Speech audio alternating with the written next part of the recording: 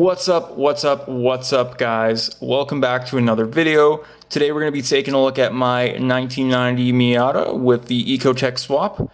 So as you can see here, we got the motor, showing you a little bit around the motor, looking how everything looks. We got the car, we got things. We're going to look at this beautiful body. Oh my god, look at it.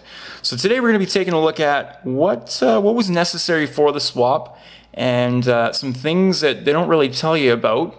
Overall, it's a pretty easy swap, and I look forward to sharing with you guys what I had to do, kind of my pain points, and really how easy it is, because I think more people should be looking at this swap. For the price point, you get a lot more power, a lot more reliability. The torque is unbelievable, and I'm extremely happy. So let's get to it. All right, guys, let's go.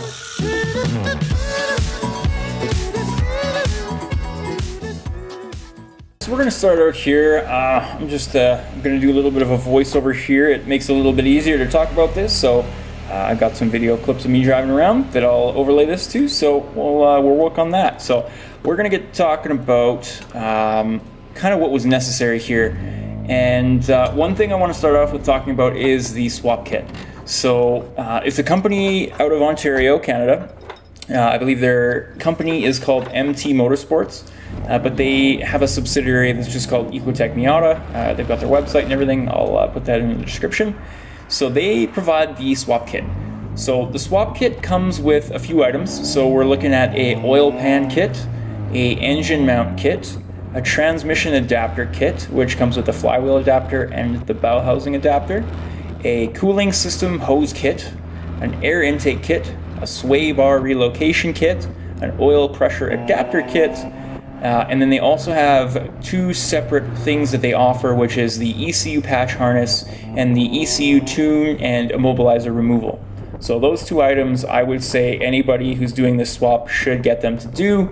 The ECU tune is optional, but it's easy enough to send them your ECU. They pull the immobilizer off of it and put just a base map on it that honestly I've had no problems with, so worth the money, gets the car running in no time. But if you're planning on doing any more modifications and having someone kind of get their hands on it and tune it, you could definitely do that. So that's the swap kit. So other items that you're going to need, obviously you're going to need the engine. Now you can go with the 2.2 liter L61 or the 2.4 liter LE5. That's found in any kind of Cobalt SS or anything like that.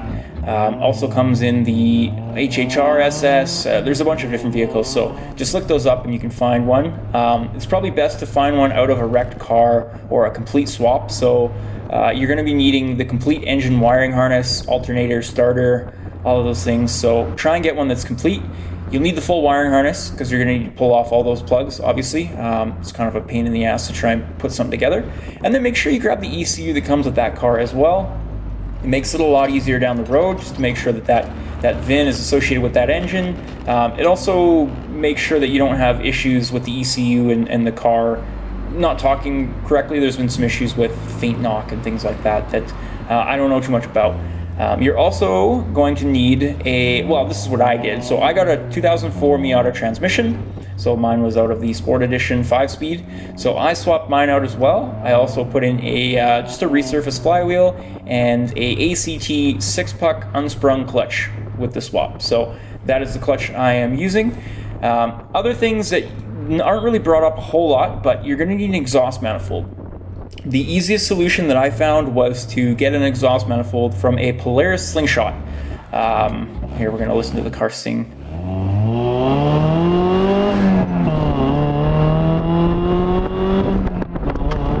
Oof. Sounds good. Feels really good. Super torquey. Not really pushing the car too crazy, just getting used to it. But I come around this corner here and I see this SUV, and I thought it was a cop, so I kind of hit the brakes. Not the cops. And I had to throw that in there. So hit the brakes, just kind of slowed myself down, and took it easy here. So back to it. You're going to need that manifold. So the manifold on the motor actually comes out at an angle because it's mounted transversely. So your motor is going to be mounted longitudinally, however you want to say that. You're also going to need to build a custom downpipe. To my knowledge, there isn't a company out there that makes a downpipe for the swap except EcoTec Miata, so they can probably provide this to you, but I had a friend who has a welder, and he's a pretty good fabricator, so we whipped something up.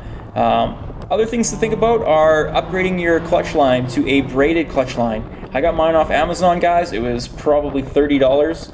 I went down to my local hardware store, Mopac, and got an adapter to fit that up to the brake line, and yeah, it was pretty easy. And then you're also going to need a fuel pressure regulator and some fuel line. So I went with the Corvette fuel pressure regulator, which it's the fuel filter and fuel pressure regulator built in. So it's basically unbolt the stock Miata one, bolt this one up, get some quick connect lines.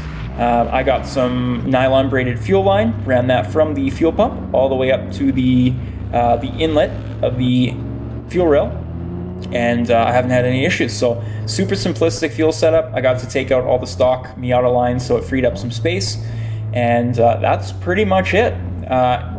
When you're talking about this swap, it really is one of the easiest things to do. So I kind of had to call this out. I had a pretty jealousy moment right here. I love the sound of an RB, and oh, it sounds so good. And then the guy turned off here right as I was pulling up to the light, so I wanted to make sure that we just kind of stopped and listened to the RB.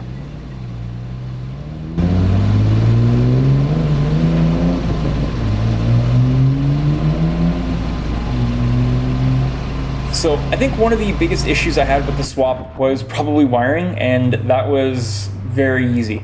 The wiring was something that I thought was going to be way more difficult.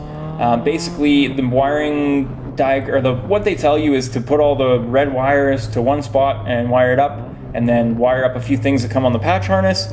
Honestly, it was way more simplistic, and I'm probably going to do a separate video on the wiring. Probably not me doing the wiring, but at least looking at the wiring and showing you guys kind of how to deal with it. So as you can see, we're back to my ugly mug. It doesn't get much easier than that, and honestly, you shouldn't be intimidated by it. So I think that's probably a good place to stop. We chatted about a lot. The one thing that kind of caught me off guard was just the downpipe and the manifold. I struggled with that for a bit on which one to get. And like I said, I ended up going with the Polaris slingshot manifold. It was the easiest solution. Came with the flange to build the downpipe, came with a gasket.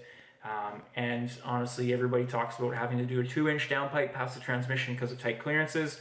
I was able to get away with a 2 1/4. I did the braided braided clutch line and removed the fuel lines and ran my own fuel line. So I got tons of room there. I think that's where I'm going to end off, guys. Throw me a comment, send me a message if you're considering this. I'm going to go into more depth just because the information that was out there when I was starting this was not... It's out there for sure, you got to dig for it, but it intimidated me, and it shouldn't have, because this was super easy. So thanks for tuning in, thanks for checking out the swap and looking at the video, and hopefully I'll be doing some more about the car and you guys see some more progress. So alright, take care guys.